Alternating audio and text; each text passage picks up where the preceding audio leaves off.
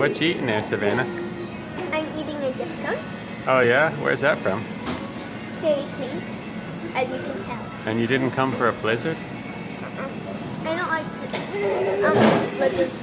I like blizzards in real life, like, and the ice cream, so I came to DQ with you from my blizzard, which is right here, the S'mores blizzard. What's in the S'mores blizzard, do you know? Because I don't really know. S'mores. Oh yeah, so there's like graham cracker pieces in there and chocolate. And let me take a taste here. Mmm.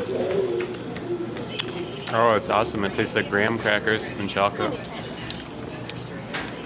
And yeah, it pretty much tastes like you're eating s'mores at a campfire, only cold. What do you think? It's okay. Uh-oh, Savannah the critic says it's only okay. But you love your dip cone? Yeah. Okay, well I recommend the S'mores Blizzard. I think it's pretty awesome. So, Dairy Queen always good on a hot day, right?